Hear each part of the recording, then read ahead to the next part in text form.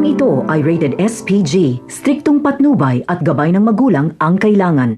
Ang plano ni Santino na magpakalayo-layo muna para makaiwas sa panganib ay hindi mangyayari dahil kahit saan sila magpunta ay masusundan sila ng Red Phoenix.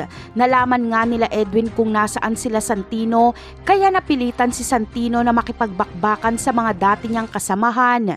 Kaya dito ay mapapatay ni Santino si Edwin. Samantala, hihikayatin ni Erica si Santino na puntahan si Tanggol at tumingi siya ng tawad. Batid ni Erica na papatawarin pa rin ni Tanggol si Santino dahil kapatid niya pa rin ito.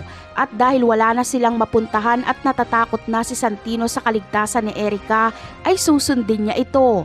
Hahanapin ni Santino si Tanggol at wala na siyang pakialam, tanggapin man siya nito o hindi, basta ang mahalaga ay makahingi siya ng tawad dito. Ngunit mapapatawad naman kaya ni Tanggol si Santino? Ang sagot ay oo, pero sa umpisa ay hindi. Hindi kasi paniniwalaan ni Tanggol ang mga sasabihin ni Santino. Iniisip ni Tanggol na kaya lumapit sa kanya si Santino para patayin siya nito dahil pumalpak ang unang pagpatay nito sa kanya.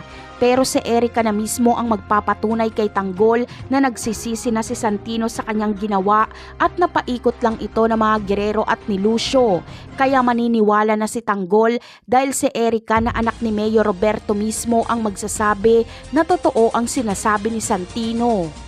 Sa ibang eksena naman ay masaya si Gustavo na makita at makilala ang anak niya kay Tinding na si Marites. Gusto ni Marites na ibalik sa mga gerero ang mga titulo kung ito man ay gustong makuha ni Pilar at nang sa ganon ay mabawasan ang gulo. Pero hindi papayag si Gustavo dahil para talaga kay Marites yon. Si Marites ang gustong maging tagapagmana ni Gustavo dahil si Tinding lang ang kaisa-isang babaeng minahal ni Gustavo. Napakarami pa nating dapat abangan sa mga susunod na episode. Paalam!